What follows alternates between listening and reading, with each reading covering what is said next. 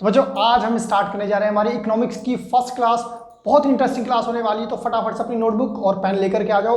सबसे पहले हम ये डिस्कस कर लेते हैं कि आज हम कौन कौन से टॉपिक्स को कवर करने वाले हैं, क्योंकि इकोनॉमिक्स आपके लिए बिल्कुल नया है, तो बहुत आराम से और बहुत मज़ेदार तरीके से सीखेंगे। सबसे पहले क्या क्या टॉपिक्स आज हमें कवर करने हैं, देखो हम स्टार्ट करेंगे हमारे फर्स्ट चैप्टर से, जिसका नाम है इंट्रोडक्शन टू माइक्रो इकोनॉमिक्स। ध्यान रखना एग्जाम में ये 4 मार्क्स का आने वाला है, सारे क्वेश्चंस आपके एमसीक्यू बेस्ड होने वाले हैं। टॉपिक्स क्या क्या होंगे, हमें सीखना है meaning of micro and macro economics. Then उसके बाद में हम सीखेंगे पॉजिटिव एंड नॉर्मेटिव इकोनॉमिक्स क्या होता है। उसके बाद में इकोनॉमी क्या होता है ये भी सीखना हमें ज़रूरी है। स्केर्सिटी और उसकी मीनिंग को सीखेंगे, और उसके बाद में हम लोग डिस्कस करेंगे central problems of an economy. ठीक है, तो फटाफट से आ जाओ, शुरू करते हैं अपनी क्लास। इकोनॉमिक्स सीखने से पहले हमें ये पता लगाना पड़ेगा यार ये इकोनॉमी क्या होता है, क्योंकि देखो हम लोग ये चीज़ जानते हैं यार कि अगर हम लिखते हैं इकोनॉमिक्स, तो यार देखो इकोनॉमिक्स किस वर्ड से मिलकर बनता है, इकोनॉमी से, है ना। इकोनॉमी से है तो हमें ये सीखना पड़ेगा पहले ये इकोनॉमी क्या होता है। आप अपने किसी भी राइटर की बुक उठा लेना, पूरे यूट्यूब पे जाके किसी भी टीचर की वीडियो देख लेना, इकोनॉमी की मीनिंग अगर समझ में आएगी तो ही बताना। अब देखो मैं क्या करता हूँ, मैं कुछ नए तरीके से सिखाऊंगा आपको। देखो ध्यान से, अगर हम बात करें हमारी बुक्स की, तो बुक्स में जो डेफिनेशन लिखी है पहले हम उसको एक बार देखते हैं। इकोनॉमिक की किसी भी बुक में जो मेनली डेफिनेशन मिलती है वो कुछ इस तरह से मिलती है that economy is a system that helps to produce goods and services and enables people to earn their living. देखो मुझे पता समझ नहीं आया होगा, इसलिए मैंने क्या करा, मैंने इस डेफिनेशन को थोड़ा इजी बनाने की कोशिश करी ताकि आप लोगों को समझा सकूं। देखो, according to me economy is nothing but a place where people live, work and earn. Economy क्या होता है, इकोनॉमी कुछ नहीं होता बच्चों, इकोनॉमी बस एक वो जगह है, वो प्लेस है जहां पर हम लोग रहते हैं। लिखा है ना, वेयर पीपल लिव, जहां पर हम काम करते हैं, वेयर पीपल वर्क, एंड जहां पर हम अर्न करते हैं। तो इकोनॉमी यही होता है, एक जगह, एक प्लेस जहां पर हम लोग रहते हैं, कमाते हैं, पैसे कमाते हैं, खाते हैं, उड़ाते हैं, एंजॉय करते हैं। तो यही हमारी इकोनॉमी होती है। डेफिनेशन भी बस यही है कि इकोनॉमी एक सिस्टम है जो कि हमें मदद करता है कि हमें सामान को बनाना है, सर्विसेज को बनाना है, ठीक है, और इंसान को उसके जीवन को व्यतीत करने के लिए एक साधन प्रोवाइड कर देता है। ठीक है, तो ये होती है हमारी इकोनॉमी। इसके बाद ये आती है कि यार जो इकोनॉमी होती है उसमें बेसिक क्या क्या एक्टिविटीज़ होती हैं, क्या क्या काम होता है। तो किसी भी एक इकोनॉमी में बेसिक 3 एक्टिविटीज़ होती हैं। ठीक है, फर्स्ट होती है प्रोडक्शन। देखो सीधी सी बात है यार, हम आदिवासी नहीं है कि जब चाहे तब कहीं गए जंगल में और कोई फल तोड़ा, खा लिया, पेट भर लिया, खा गए, सो गए। अब वो हाल नहीं है, अब हम आदिवासी नहीं है, अब हम धीरे धीरे चीज़ों को डेवलप करते जा रहे हैं। तो अब हमारे बहुत सारी वांट्स हो गई, बहुत सारी अलग अलग ज़रूरतें हो गई हैं, तो अब हमें चीज़ों को बनाना पड़ता है, तो इसको बोलते हैं प्रोडक्शन। तो कोई भी इकोनॉमी जो होती है उसका फर्स्ट काम ये होता है वो प्रोडक्शन करती है। ठीक है, उसके बाद में फिर आता है कंजप्शन। जब हम सामान बना लेते हैं फिर हम उसको कंज्यूम करते हैं, मतलब इस्तेमाल करते हैं, और अगर हमें लगता है कि कुछ पैसे बच रहे हैं तो हम उसको इन्वेस्ट करते हैं ताकि फ्यूचर में भी उसका इस्तेमाल कर सकें, तो उसको हम इन्वेस्टमेंट बोलते हैं। तो यही 3 बेसिक एक्टिविटीज़ होती है किसी भी इकोनॉमी के अंदर। इसके बाद बात ये आती है इकोनॉमी में और क्या होता है। देखो यहाँ पर एक चीज़ और लिखी है हमने कि इकोनॉमी ऑलवेज है सम लिमिटेड रिसोर्सेज। देखो किसी भी इकोनॉमी में ऐसा नहीं होता कि जो उनके पास संसाधन है या रिसोर्सेज है वो अनलिमिटेड है कि भैया जितना मन में आता है उतना खर्च करो, ऐसा कभी नहीं होता। हर इकोनॉमी में जो उनके पास रिसोर्सेज होते हैं वो लिमिटेड होते हैं। जैसे एग्जांपल के लिए अगर हम बात करें हमारे इंडिया की, तो जो पेट्रोल है वो बहुत लिमिटेड है। ठीक है, अगर आपके घर में आपके पास पैसे हैं वो भी लिमिटेड है, बाहर कोई सामान मिल रहा है वो भी लिमिटेड है। हमारे पास जितने भी रिसोर्सेज हैं वो लिमिटेड हैं, हमारे जो पैसे हैं, मनी है इनको खरीदने के लिए वो उससे भी ज़्यादा कम है। और उसके अलावा बात ये करें यार कि हम लोग खरीदना कितना चाहते हैं, हमारी इच्छाएं कितनी हैं, तो वो अनलिमिटेड होती है। देखो यहाँ पर मैंने सेकंड वर्ड लिखा है, people always have unlimited wants. सबके सब लालची हो, है ना। अगर आप लोगों को ये बोल दिया जाए कि पैसे की कोई चिंता मत करो, जिसको जो खरीदना जाओ खरीदो, तो क्या करोगे, सब कुछ खरीदना शुरू कर दोगे ना, लालची हो, सब खरीदोगे, खरीदते जाओगे, खरीदते क्यों, क्योंकि हमारी जो वांट्स हैं, जो इच्छाएं हैं खरीदने की, वो कभी ख़त्म नहीं होती। आज हमें कार चाहिए, कल हमें बंगला चाहिए, परसों हमें जो है वो हवाई जहाज चाहिए। खरीदो, दुनिया भर की चीज़ें खरीदो, बनाते जाओ, खाते जाओ। पर ऐसा क्या है, रियलिटी ये है कि यार आपकी वांट्स बेशक से अनलिमिटेड हो, पर जो रिसोर्सेस हैं वो लिमिटेड है। मेरा बड़ा मन करता है कि मैं भाई जो है पूरी की पूरी ट्रेन खरीद लूँ, पूरा प्लेन खरीद लूँ, सब कुछ BMW ले लूँ, पर मैं नहीं ले सकता ना, मेरी वॉन्ट्स तो अनलिमिटेड है, मैं तो बहुत सारी चीज़ें खरीदना चाहता हूँ, आप भी खरीदना चाहते हो, दुनिया का हर व्यक्ति बहुत सारी चीज़ें खरीदना चाहता है, इस्तेमाल करना चाहता है, पर उसके पास जो रिसोर्सेज हैं वो लिमिटेड होते हैं। हो सकता है वो उसके लिए मनी हो, या जिस कंट्री में वो रहता है वहाँ के कोई जो रिसोर्सेज है वो लिमिटेड हो, ध्यान रखना इसलिए, ठीक है। तो ये कुछ बेसिक एक्टिविटीज़ थी। आइए आगे बढ़ते हैं और देखते हैं अब इकोनॉमिक्स को। तो हम लोग स्टार्ट करते हैं इकोनॉमिक्स की डेफिनेशन से। बच्चों देखो, डेफिनेशन में यहाँ पर लिखा है economics is the study of how people use their available limited resources to satisfy their unlimited wants. जैसा कि मैं आप लोगों के साथ अभी भी डिस्कस कर चुका था कि किसी भी इकोनॉमिक के जो रिसोर्सेज होते हैं वो लिमिटेड होते हैं, और जो उनकी वांट्स होते हैं, जो वो खरीदना चाहते हैं, भाई मैं तो ये भी खरीदना चाहता हूँ, वो भी खरीदना चाहता हूँ, वो भी, ये अनलिमिटेड है, ये कभी खत्म नहीं होगा। अगर मैं आज आपके अकाउंट पे 10 करोड़ रुपए डाल दूं तो आप क्या क्या खरीद सकते हो, सोच के देखो। लालच आ गई मन में। देखो, आपकी चाहे वो आप हो, चाहे मैं हो, चाहे दुनिया का कोई भी व्यक्ति हो, वो उसकी इतनी सारी इच्छाएं होती हैं चीज़ें खरीदने की जो कभी खत्म नहीं होती, है ना। तो अब ऐसे में इकोनॉमिक्स क्या करता है, इकोनॉमिक्स एक स्टडी है, वो ये बताता है कि यार कोई भी एक व्यक्ति या कोई भी एक इकोनॉमी अपने लिमिटेड रिसोर्सेज को किस तरह से इस्तेमाल करता है, क्योंकि भाई अनलिमिटेड वांट्स हैं और जो रिसोर्स है वो तो लिमिटेड है, तो अब ये कैसे उनका इस्तेमाल करता है, इस चीज़ को जो पढ़ता है, जो समझाता है, उसको हम इकोनॉमिक्स बोलते हैं। इस इकोनॉमिक्स के अंदर बहुत सारे मेथड्स हैं, बहुत सारे टेक्निक्स हैं, जिसके हेल्प से हम लोग बहुत सारी चीज़ों को डिस्कस कर सकते हैं, बहुत सारी चीज़ों को समझ सकते हैं, ठीक है, कि हमारे जो लिमिटेड रिसोर्सेज है उनको किस तरह से हमें इस्तेमाल करना चाहिए, ताकि आज जिस तरह से इस्तेमाल करें कल वो ख़त्म ना हो जाए, हमारी आने वाली जनरेशन को भी वो रिसोर्स मिल सके और आज भी हम उनका इस्तेमाल कर सकें। तो अब ये सारी चीज़ों को पढ़ना, उनको समझना, ये इकोनॉमिक्स है हमारा, ठीक है। इकोनॉमिक्स को अगर हम देखा जाए, देखो अभी इकोनॉमिक्स बात यह यार किसके सर में इतना दर्द था जिसने ये इकोनॉमिक्स को बना दिया, सोच के देखो यार।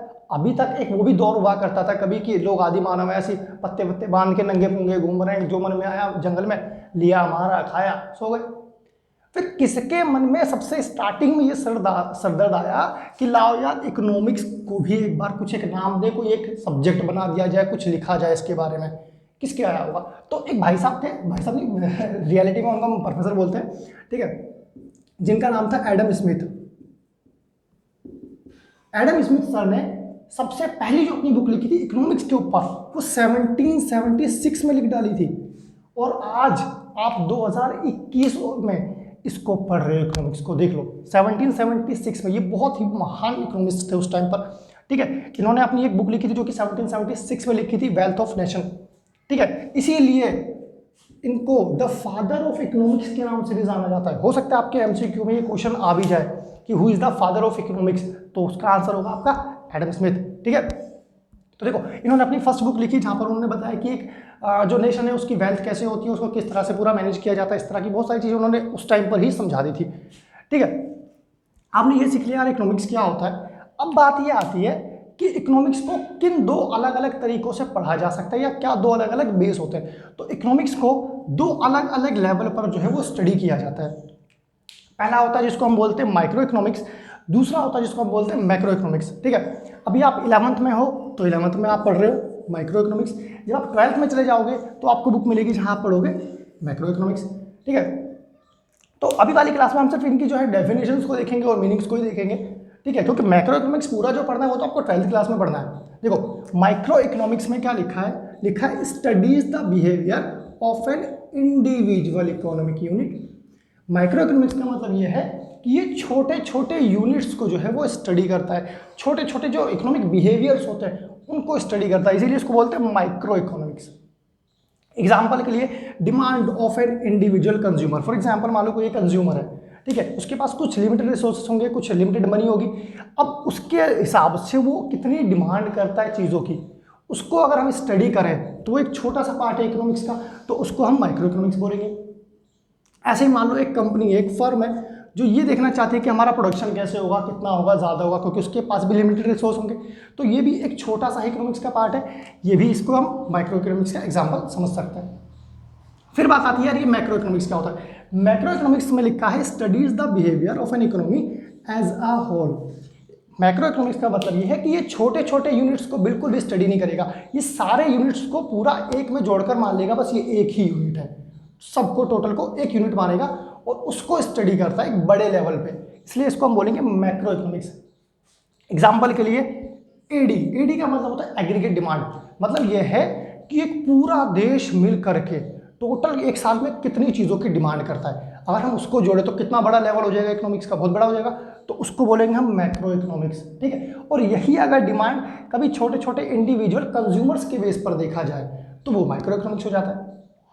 उसके अलावा नेशनल इनकम, देखो अगर मान लो मैं अपनी एक इंडिविजुअल की इनकम देखूं या एक कंपनी का जो ओनर है, जो मालिक है, वो अपनी इनकम या अपने प्रॉफिट को देखे, तब तो माइक्रो इकोनॉमिक्स है। और जब एक इकोनॉमी ये देखे कि मेरे पूरे देश की, पूरी इकोनॉमी की कितनी इनकम निकल के आती है, तो उसको बोलेंगे नेशनल इनकम। अब इसका लेवल फिर से बहुत बड़ा हो जाएगा, तो जब आपको लगे इकोनॉमिक्स का लेवल बहुत बड़ा हो जाता है तो उस टाइम पर उसको हम मैक्रो इकोनॉमिक्स का नाम देते हैं। ऐसे ही जो एक कंट्री होती है वो अपना जीडीपी भी कैलकुलेट करती है, उसका ग्रोथ रेट कैलकुलेट करती है इकोनॉमी का, तो ये सारे एग्जांपल्स होते हैं मैक्रो इकोनॉमिक्स के।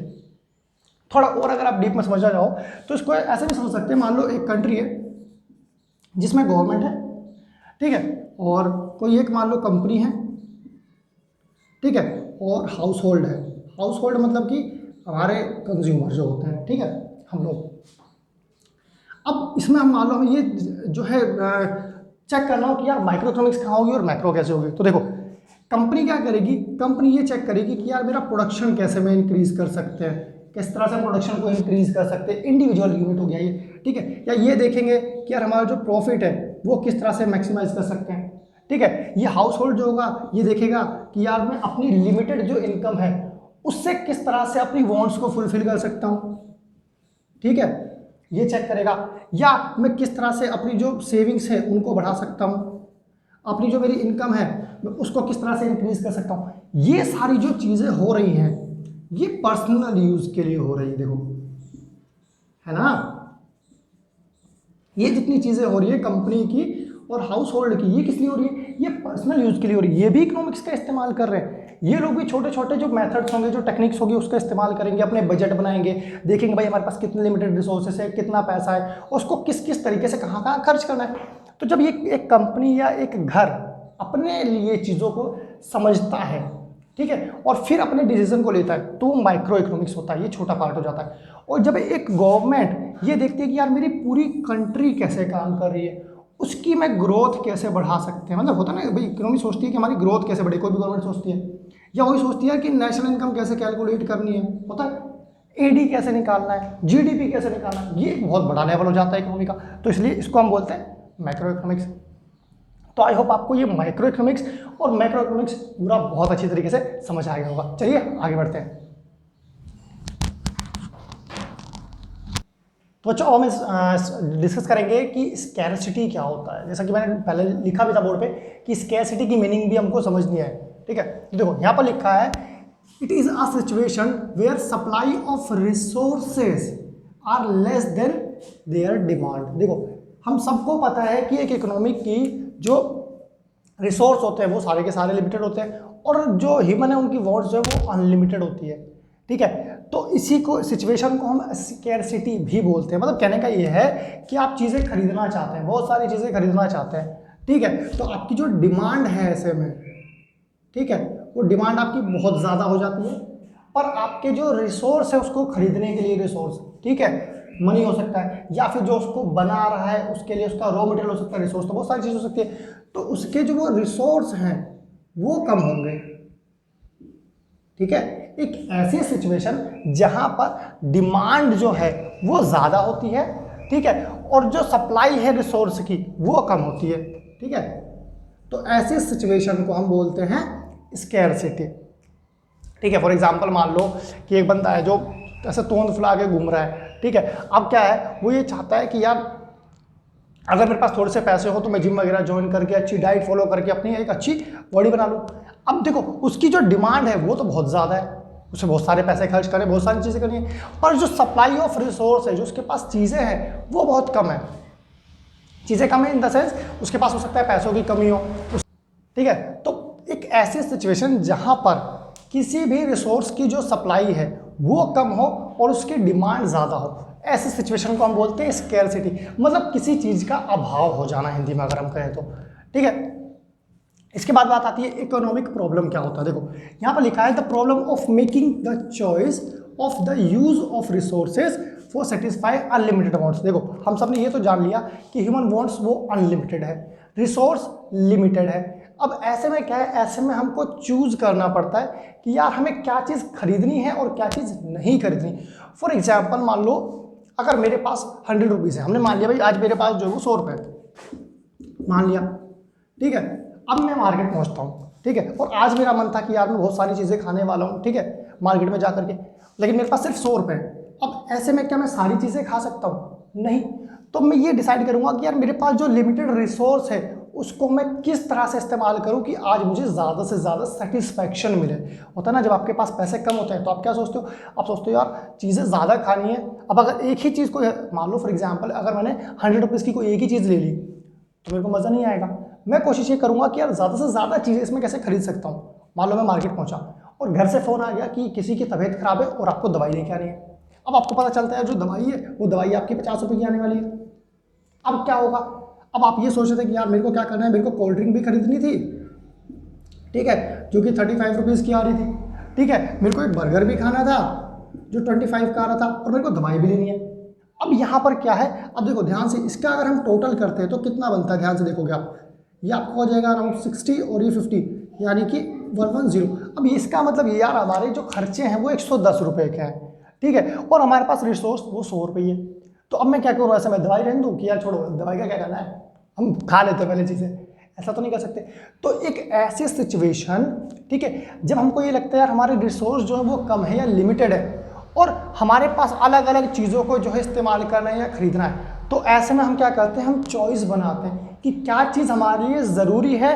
अब ज़रूरी क्या है, ज़रूरी मुझे ये लग रहा था पहले मैं ये खरीदूंगा, फिर उसके अलावा अगर मुझे लगता है कि मुझे भूख लगी है तो यार जाहिर सी बात मैं यहाँ पर चला जाऊँगा, या अगर मुझे प्यास लगी है तो मैं यहाँ पर जाऊँगा। मैं इनमें आपस में चॉइस बनाने लग जाता हूँ, है ना। तो इसी प्रॉब्लम को हम बोलते हैं इकोनॉमिक प्रॉब्लम। इकोनॉमिक प्रॉब्लम यहाँ तक समझ में आ गया, आगे बढ़ते हैं। देखो अब एक कॉजेज ऑफ इकोनॉमिक प्रॉब्लम मतलब ये यार ये जो प्रॉब्लम आती है, इकोनॉमिक प्रॉब्लम जो आती है ये क्यों आती होगी, तो उसके 3 रीजंस होते हैं मेरे लिए। देखो एक तो ये कि अनलिमिटेड ह्यूमन वांट्स, जो लोग हैं उनकी जो इच्छाएं हैं वो असीमित है, दुनिया भर की जितनी चीज़ें हैं हम सब खरीदना चाहते हैं, ठीक है। तो यार जब आपके पास पैसे कम है या रिसोर्सेज कम है और आप बहुत सारी चीज़ें खरीदना चाहते हो तो जाहिर सी बात है आपको चीज़ों की चॉइस करनी पड़ेगी कि क्या मैं खरीदूं और क्या मैं छोड़ दूं, ठीक है। दूसरा लिखा है स्कैरसिटी ऑफ इकोनॉमिक रिसोर्सेज, जाहिर सी बात है यार जो रिसोर्स है इकोनॉमिक वो लिमिटेड ही है। फॉर एग्जांपल मान लो इंडिया चाहता है कि पेट्रोल का प्राइस कम हो और सारे लोग पेट्रोल जो है ज़्यादा से ज़्यादा गाड़ी भरवा के घूमें, पर रियलिटी क्या है कि इंडिया में इतना पेट्रोल होता ही नहीं है, प्रोडक्शन ही नहीं है पेट्रोल का, तो जो रिसोर्स है वो लिमिटेड है। ये चीज़ क्लियर हो गई। उसके अलावा लिखा है अल्टरनेटिव यूजेस ऑफ रिसोर्सेज, एक ही रिसोर्स जो आपके पास पहले से ही लिमिटेड है उसके भी आप बहुत ज़्यादा इस्तेमाल करते हैं, उसको बोलते हैं alternative uses of resources. For example मान लो हमारी कंट्री में जो मिल्क है, जो दूध है वो लिमिटेड बनता है। आजकल गाय भैंस ज़्यादा नहीं है, हम सबको पता है कि जो फैक्ट्रीज़ में दूध बन रहा है हम वही सारा इस्तेमाल करें। तो अब आप सोच के देखो इसका अल्टरनेटिव यूज़ कैसे हो सकता है। मान लो दूध है, अब दूध के कितने सारे अलग अलग इस्तेमाल होते हैं, उसी को हम अल्टरनेटिव यूज़ बोलेंगे। फॉर एग्जांपल दूध से हम क्या बना सकते हैं, दूध से हम पनीर बना सकते हैं, दूध से हम मिठाइयाँ बना सकते हैं, ठीक है, हम दूध से दही भी बनाएंगे, हम क्रीम भी बनाएंगे, ठीक है, हम फेस में भी लगाएंगे, हम चाय में भी उसको इस्तेमाल करेंगे, हम कॉफ़ी में भी उसका इस्तेमाल करेंगे। तो जब एक ही रिसोर्स को आप अलग अलग अलग अलग तरीक़ों से इस्तेमाल कर सकते हो उसी को बोलते हैं अल्टरनेटिव यूजेस ऑफ रिसोर्सेज। एक तो पहले से ही जो ये मिल्क था ये आपके पास लिमिटेड था, अब उसमें भी इसके साथ में आपको पता चलता है कि उसके अलग अलग रिसोर्सेज यूजेस हैं, तो इसी को बोलते हैं हम अल्टरनेटिव यूजेस।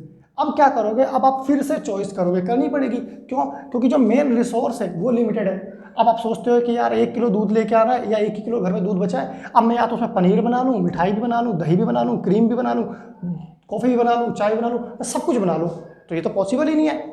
अल्टरनेटिव यूज़ तो कर ही नहीं सकते ना हम सारे, तो हम फिर से चॉइस करेंगे। क्या चॉइस करेंगे, यार इनमें से जो चीज़ हमें लगता है आज ज़रूरी है हम वो बनाएंगे, तो इसी को बोलते हैं अल्टरनेटिव यूजेस ऑफ रिसोर्सेज। इसके बाद वही आती है ये तो छोटी मोटी बातें थी हमने समझ ली।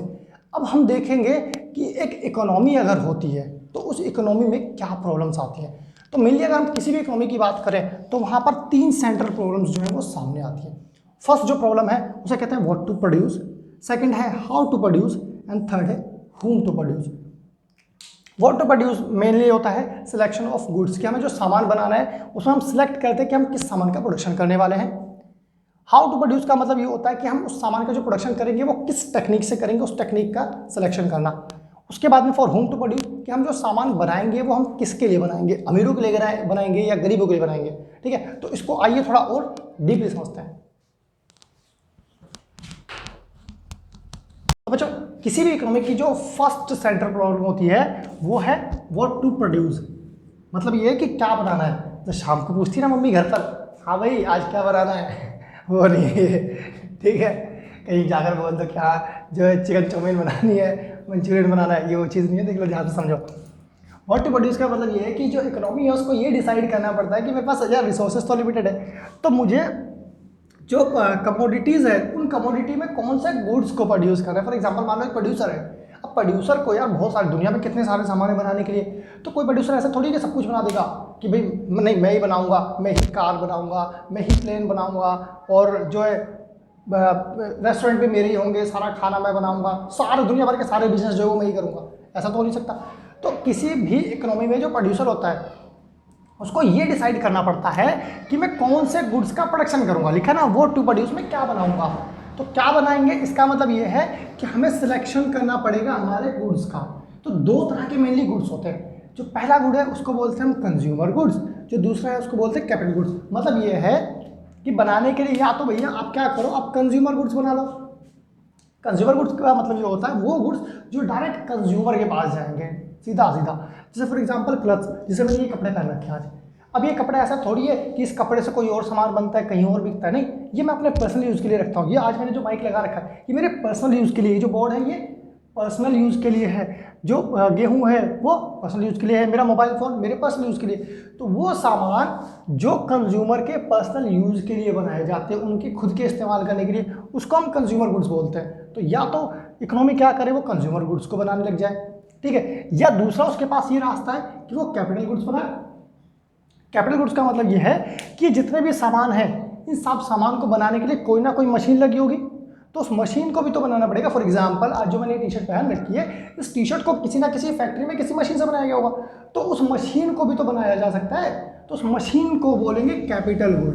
कैपिटल गुड में क्या क्या आएगा, मशीन्स, इक्विपमेंट्स या वो टूल्स जिनके हेल्प से हम बाकी सारे कंज्यूमर गुड्स को बनाते हैं, वो होते हैं हमारे कैपिटल गुड्स। आप ऐसे मान लो सिंपल फैक्ट्री में जितनी सारी आपको टूल्स हो, जो मशीन दिखती हैं, वो सारे के सारे आपके कैपिटल गुड्स होते हैं। तो इकोनॉमी को ये सोचना पड़ता है, ये डिसीजन लेना पड़ता है कि हमें कंज्यूमर गुड्स बनाने या कैपिटल गुड्स बनाने हैं। ठीक है, मैं ज़्यादा कंज्यूमर गुड्स बनाए या ज़्यादा कैपिटल गुड्स बनाए। फॉर एग्जांपल मान लो अगर ज़्यादा कंज्यूमर गुड्स बना दिए तो अब क्या है यार, हम कंज्यूमर गुड्स बना रहे हैं, फॉर एग्जांपल हम टी शर्ट्स बना रहे हैं और कंज्यूमर के सारे प्रोडक्ट बना रहे हैं, हम बड़ी बड़ी जो मशीनें हैं वो बनाते नहीं हैं, तो बड़ी मशीनों को क्या करना पड़ेगा, हमको इंपोर्ट करना पड़ेगा फिर दूसरी कंट्री से, फिर हमारे देश का पैसा दूसरी कंट्री में चला जाएगा। तो कंट्री क्या करती है, वो डिसाइड करती है कि यार कुछ कैपिटल गुड्स बनाए, कुछ कंज्यूमर गुड्स बनाए, तो इसका सिलेक्शन करना पड़ता है। दूसरी चीज़ ये कि हाउ मच टू प्रोड्यूस। जाहिर सी बात है, ऐसा थोड़ी है कि भाई मान लो मेरी फैक्ट्री है और मैं शाम को जाता हूँ फैक्ट्री में, और जो फैक्ट्री का मैनेजर या सुपरवाइजर मेरे पास आता है, कहता सर आज कितना जो है टी शर्ट का प्रोडक्शन करना है, मैं एक काम करो आज बना दो, आज पूछो मत कितना बनाना है, आज प्रोडक्शन कर दो, रात भर बनाओ और 3-4 महीने तक प्रोडक्शन करते जाओ, बनाते जाओ। तो क्या वो बना देगा? नहीं बनाएगा, क्योंकि यार हमारे पास रिसोर्स लिमिटेड है। ऐसा थोड़ी हम अनलिमिटेड चीज़ों को बनाते चले जाएंगे, ऐसा तो कर ही नहीं सकते। तो हमको ये डिसाइड करना है कि हमें कितनी क्वांटिटी में प्रोडक्शन करना है, ठीक है, ये चीज़ आएगी। उसके बाद में दूसरा, अब देखो हमने ये डिसाइड कर लिया हमें क्या सामान बनाना है। मान लो भाई मैंने भी डिसाइड कर लिया कि अब से मेरे को कंज्यूमर गुड्स बनाने हैं, ठीक है, और गारमेंट्स का बहुत ज़्यादा जो है शौक चल रहा है मेरे को, तो मैं क्या करूँगा, मैं गारमेंट्स का प्रोडक्शन करूँगा, टी शर्ट्स बनाऊँगा, जीन्स बनाऊँगा और सबको फैशन वाला एकदम बना के रख दूँगा, ठीक है। तो मैंने ये डिसाइड कर लिया, मान लो कि भाई मुझे बनाना है ये सामान। अब बात ये आती है कि हाउ टू प्रोड्यूस, जो मैं सामान बनाऊँगा, जिस भी चीज़ का मैं प्रोडक्शन करूँगा, उसको मैं किस तरह से बनाऊँगा। जैसे हमारे भाई साहब है, मैं इनसे पूछता हूँ, हमारे विशाल भाई से, यार प्रोडक्शन करना है, मैं इनको बोला यार एक काम करेंगे, मैं डिसाइड कर रहा हूँ कि टी शर्ट बनाऊंगा। मैंने कहा तो ठीक है बना लेंगे। पूछा यार लेकिन टी शर्ट बनाऊंगा कैसे? कह रहा सिंपल है, मशीन से बना देंगे।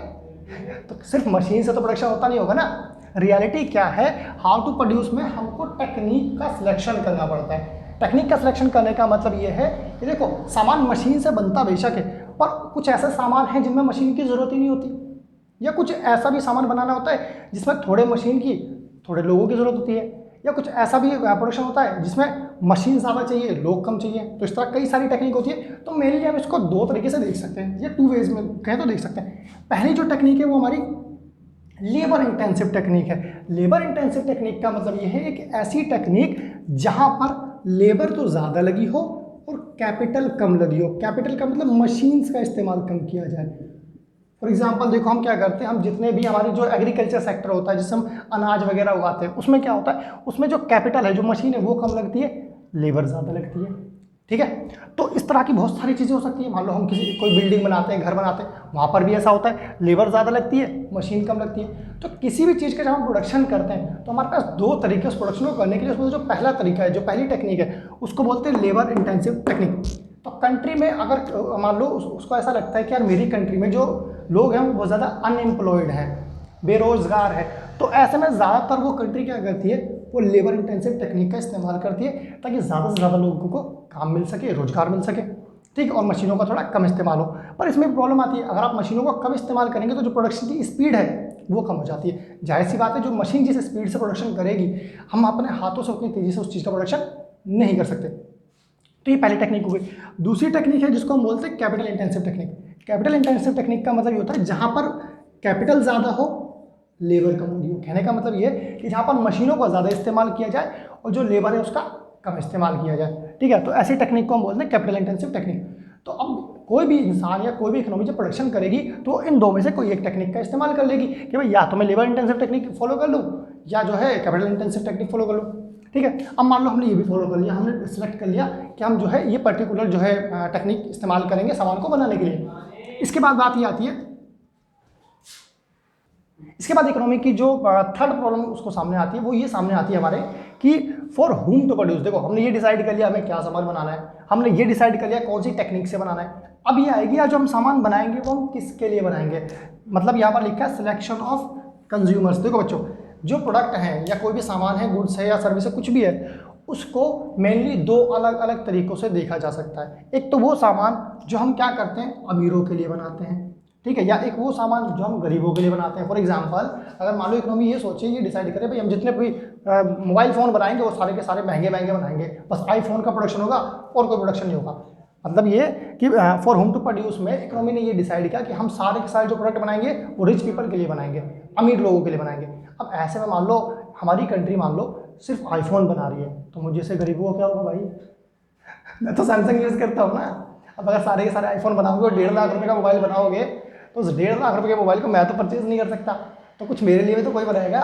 तो देखो प्रोडक्ट बनाने के लिए दो चीज़ें हैं, या तो ये कि more for poor and less for rich, या तो आप गरीबों के लिए ज़्यादा सामान बनाओ, अमीरों के लिए कम सामान बनाओ। ये डिपेंड करता है। देखो अगर आपकी कंट्री में जो लोगों की इनकम पर कैपिटल इनकम है वो हाई है, तो भाई आप अमीरों के लिए ज़्यादा सामान बनाएंगे, तब आप ये टेक्निक यूज़ करेंगे, more for rich less for poor. For example के लिए मान लो अमेरिका है, ठीक है, कनाडा है और आपका सिंगापुर है, इस तरह बहुत सारी अलग अलग जो कंट्रीज़ हैं, वो लोग क्या करते हैं, वो मोर फॉर रिच बनाते हैं। वो क्या करते हैं, ज़्यादा जो प्रोडक्शन करते हैं वो अच्छी और बेहतर क्वालिटी वाला करते हैं और उनका जो प्राइस है वो हाई रखते हैं। क्यों? क्योंकि वहाँ पर ज़्यादातर लोग जो हैं वो रिच हैं, ठीक है, और कुछ लोग हैं जो वो पुअर है, तो वो इस टेक्निक का आप कह सकते हो या इस तरीके का इस्तेमाल करते हैं जहाँ पर अमीर लोगों के लिए ज़्यादा सामान बनाया जाता है और गरीबों के लिए कम बनाया जाता है। और जहाँ हम बात करें हमारे इंडिया की, तो इंडिया में जो पर कैपिटा इनकम है वो आज भी बाकी कंट्रीज़ के मुकाबले थोड़ी सी लो है।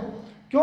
क्योंकि इनइक्वल डिस्ट्रीब्यूशन ऑफ इनकम है। तो यहाँ पर क्या होता है, यहाँ पर मेड फॉर पुअर मतलब कि जो ज़्यादातर प्रोडक्शन होता है वो गरीब लोगों के लिए बनाया जाता है, हम जैसे लोगों के लिए बनाया जाता है, ठीक है, और लेस फॉर रिच जो अमीरों के लिए सामान बनाया जाता है वो कम बनाया जाता है। मतलब आप लोगों के लिए जो सामान जो प्रोडक्शन होता है इंडिया में वो थोड़ा कम होता है, ठीक है। तो इस प्रॉब्लम में बस यही होता है कि हमें सिलेक्शन करना पड़ता है कि जो हम जो प्रोडक्शन करने वाले हैं वो प्रोडक्शन हम किसके लिए करेंगे। हम अमीरों के लिए ज़्यादा प्रोडक्शन करेंगे, बेहतर सामान बनाएंगे अच्छी क्वालिटी का, या गरीबों के लिए बनाएंगे। इकोनॉमी के ऊपर ये डिपेंड करता है कि उसकी इकोनॉमिक कंडीशन कैसी है, वहाँ पर जो रहने वाले लोग हैं उनकी इनकम कैसी है, उसके अकॉर्डिंग इसका सिलेक्शन होता है। तो ये आपकी हो गई तीनों सेंटर प्रॉब्लम्स डिस्कस। इसके बाद में एक टॉपिक इसमें जो बच गया वो ये है इकोनोमाइजिंग ऑफ रिसोर्सेज। इकोनोमाइजिंग ऑफ रिसोर्सेज का मीनिंग सिंपल सा ये होता है कि जो हमारे पास रिसोर्स अवेलेबल हैं हम उसको इस तरीके से, इस मैनर में यूज़ करें कि आज की हमारी सारी की सारी जो नीड्स है वो भी फुलफिल हो जाए और आने वाले टाइम में जो हमारी जनरेशन है उसको भी उस चीज़ की कमी ना हो। उसको बोलते हैं हम इकोनोमाइजिंग ऑफ रिसोर्सेज। तो इसी के साथ आज हमारा जो ये टॉपिक है ये कंप्लीट हो जाता है। कुछ इसमें से थोड़ा बहुत पार्ट रह गया होगा, तो नेक्स्ट वाली वीडियो में हम लोग कवर कर देंगे। तब तक के लिए bye bye and keep learning.